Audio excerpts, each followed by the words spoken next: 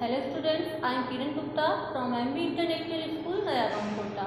आज हम हिंदी वन में पार्ट 2 पढ़ेंगे। पार्ट 2 का नाम है हींग वाला। यह पाठ लेखिका श्रीमती सुभद्रा कुमारी चौहान द्वारा रचित बहुत ही रोचक कहानी है। इस पाठ द्वारा लेखिका ने हींग बेचने वाले खान के चरित्र की उदारता, विश्वसनीयता, धार्मिक सहिष्णुता और आत्मीयता जैसे गुणों का वर्णन किया है और साथ ही प्रेरणा दी है कि धर्म और जाति के नाम पर दंगे फसाद करना या किसी तरह का भेदभाव करना उचित नहीं है। जब तक सब मनुष्य आपस में मिलजुल कर नहीं रहेंगे तब तक सुख और शांति नहीं रह सकती। राष्ट्रपिता महात्मा गांधी ने भी कहा है कि साहस और धैर्य ऐसे गुण हैं जिनकी कठिन परिस्थितियों में बड़ी ही आवश्यकता होती है। आइए अब हम इस पाठ को पढ़ते हैं और इसको समझते हैं। अम्मा, हींग लेगा?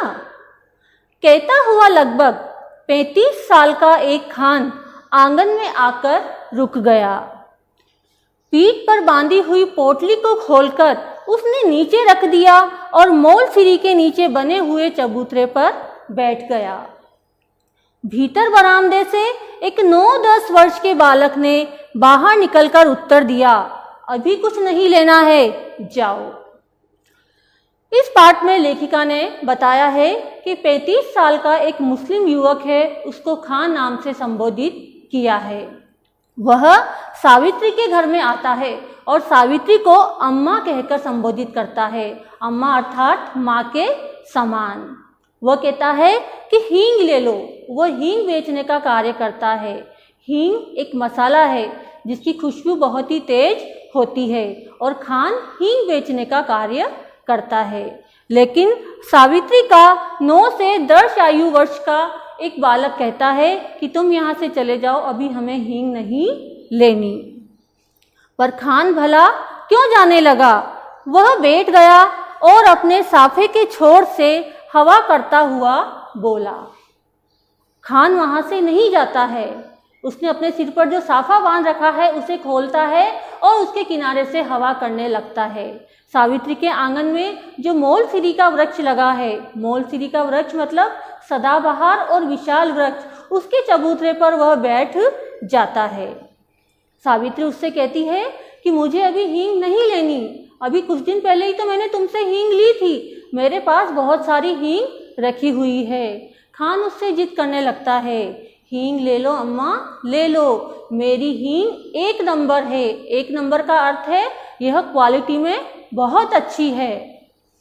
सावित्री उसकी बात सुनती रहती है, लेकिन बच्चे उससे मना करते हैं कि अम्मा हींग मत लेना। लेकिन खान कहाँ मानने वाला था। वह जबरदस्ती हींग तोलने लगता है।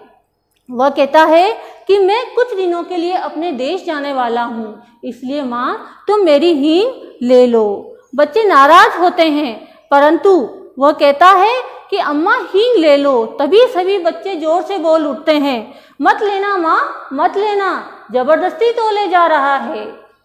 खान जबरदस्ती हींग तोलकर पुड़िया बनाकर सावित्री के सामने रख देता है, परंतु सावित्री का सबसे छोटा लड़का उस पुड़िया को खान के सामने फेंक देता है और अपनी माँ से कहता है कि माँ भीतर चलो। परंतु सावित्री किसी की बात का कोई उत्तर नहीं देती और हींग की पुड़िया उठा लेती है। वह अंदर जाती है, पैसे लेकर वापस आती है। खान से पूछती है कितने पैसे हुए, तो खान कहता है 35 पैसे और सावित्री उसे 35 पैसे दे देती है। खान पैसे लेकर वहाँ से सलाम कहता हुआ चला जाता है, परंतु सावित्री के तीनों बच्चे उससे नाराज हो जाते हैं। सावित्री के 3 बच्चे हैं, 2 लड़के और 1 लड़की। तीनों बच्चे उससे नाराज हो जाते हैं। बड़ा लड़का कहता है, माँ जब हमें हींग की आवश्यकता नहीं थी तो तुमने हींग क्यों खरीदी। छोटा बच्चा जिद करने लगता है कि माँ तुमने खान को 35 पैसे दिए, मुझे भी 35 पैसे दो। तभी सावित्री की छोटी लड़की मुन्नी बोलती है कि माँ हमें क्यों पैसे देने लगी भला, इसका बेटा तो वो खान ही है, ये उसी को पैसे देगी, हमें क्यों देगी। ये कहते हुए बच्चे माँ से पैसे लेने की जिद करने लगते हैं। सावित्री उनसे कहती है कि खान ने तो मुझे पैसों के बदले में हींग दे ही, तुम मुझे क्या दोगे? तो बच्चे बोलते हैं, सावित्री का सबसे छोटा लड़का बोलता है कि माँ हम तो तुम्हें मिट्टी देंगे। वह ये बोलता है और सावित्री उन बच्चों की बात सुनकर हंसने लगती है। कहती है जल्दी करो सब खाना खाओ, खाना बन गया है। बच्चे जिद करने लगते हैं कि हम तो माँ से पैसे ज़रूर लेंगे। सावित्री उनसे कहती है ठीक है, मैं 1 रुपया तुड़वा कर तुम तीनों को 35-35 पैसे दे दूंगी। तीनों बच्चे खाना खाने बैठते हैं और खाना खाते खाते हिसाब लगाते हैं कि यदि 1 रुपये में 100 पैसे हैं तो 2 बच्चों को तो मिलेंगे 35-35 पैसे और एक बच्चे को मिलेंगे 30 पैसे। इस चीज़ को समझकर वो तीनों आपस में लड़ने लगते हैं, लेकिन कुछ ही देर में मुन्नी 30 पैसे लेने के लिए तैयार हो जाती है। इस बात को कई महीने बीत गए। सावित्री की सारी हींग खत्म हो जाती है और इसी बीच होली आती है। होली के अवसर पर हिंदू मुसलमानों में बड़े भयंकर रूप से दंगा हो गया। कई लोग इसमें मारे जाते हैं। सावित्री अपने मन में सोचती है कहीं हींग वाला खान भी मारा तो नहीं गया। वह अपने मन में यह सोचती रहती है, लेकिन एक दिन जब वह अपने घर के मोलसीरी के वृक्ष के नीचे चबूतरे पर बैठी हुई रहती है तो उसे सुबह सुबह अपने पति से किसी के बोलने की आवाज़ आती है। उसके पति किसी से तेज स्वर में चिल्लाते हैं कि भीतर मत आओ, भीतर मत आओ। लेकिन तभी उत्तर आता है कि हींग है हेरा हींग, मेरी हींग 1 नंबर हींग है। और यह कहते कहते खान आंगन में सावित्री के सामने तक पहुंच चुका होता है। खान को देखते ही सावित्री कहती है बहुत दिनों में आए खान, हींग तो कब की खत्म हो गई। खान बोलता है मैं अपने देश को गया था अम्मा, परसों ही लौटा हूँ। सावित्री खान से बोलती है यहाँ तो हिंदू मुसलमानों में बहुत जोरों का दंगा हो गया, अर्थात यहाँ पर तो हिंदू और मुसलमान आपस में लड़ पड़े हैं। जब खान सावित्री की इस बात को सुनता है तो कहता है कि यह बहुत गलत बात है, लोगों में समझ नहीं है इसलिए धर्म के नाम पर आपस में लड़ रहे हैं। उसका यह कथन उसके धार्मिक सद्भावना को प्रकट करता है। सावित्री उसकी यह बात सुनती है। इतने में खान हींग तोलने लगता है अपना डिब्बा खोलकर। खान अपना डिब्बा खोलकर उसमें से छटांक यानी कि बहुत थोड़ी सी हींग तोलकर सावित्री को दे देता है। रेजगी दोनों में से किसी के पास न थी। रेजगी मतलब खुले पैसे उन दोनों के पास नहीं होते हैं, लेकिन खान पैसा फिर आकर ले जाएगा यह कहकर चला जाता है। सावित्री को सलाम करके वो वहाँ से चला जाता है। खान का यह कार्य यहाँ पर उसकी विश्वसनीयता को प्रकट करता है। दशहरा हिंदुओं का बड़ा त्यौहार होता है। पिछली होली पर दंगा हो चुका था। इस पाठ में हमने पहले पढ़ा है कि होली के अवसर पर हिंदू और मुसलमानों में दंगा हो गया था।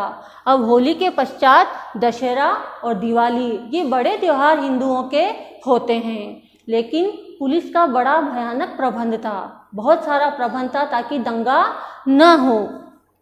लेकिन सावित्री के बच्चों ने कहा कि हम भी काली का जुलूस देखने जाएंगे।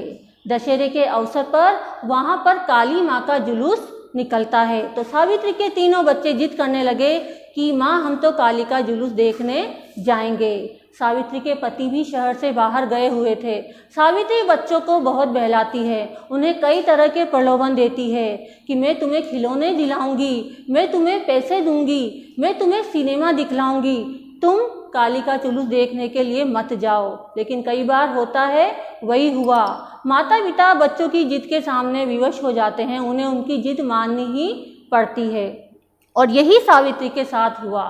सावित्री न चाहते हुए भी अपने तीनों बच्चों को नौकर रामू के साथ काली का जुलूस देखने के लिए भेज देती है, लेकिन साथ ही उसको बार बार हिदायत देती है कि तुम बच्चों का ध्यान रखना।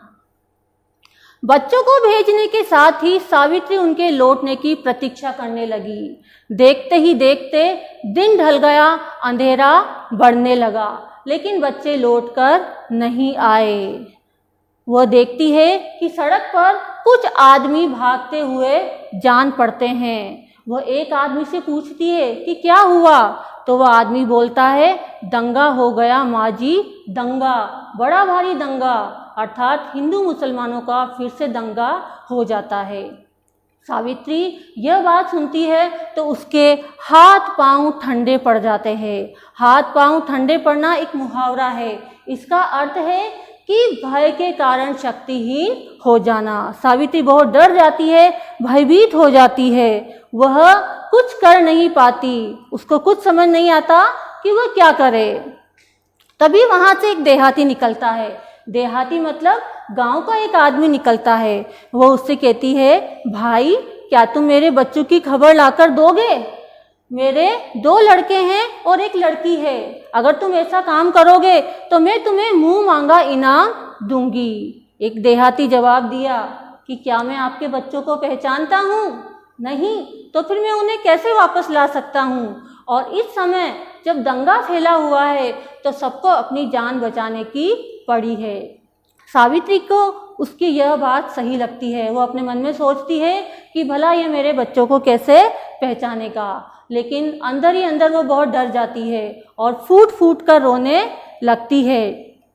तभी वह क्या देखती है कि उसको एक चिर परिचित स्वर सुनाई देता है। चिर परिचित स्वर मतलब एक जानी पहचानी आवाज़ उसको सुनाई देती है, और वह आवाज़ होती है खान की। खान वहाँ आता है और कहता है, अम्मा। अम्मा नाम सुनते ही सावित्री खुश हो जाती है। वह देखती है कि उसको 3 बच्चे सकुशल खान के साथ वापस लौट आए हैं। खान अम्मा से बस केवल इतना कहता है कि माँ, वक्त अच्छा नहीं है, बच्चों को बाहर मत भेजा करो। और सावित्री अपने मन में बहुत ही प्रसन्न होती है। यही इस पाठ का सार है।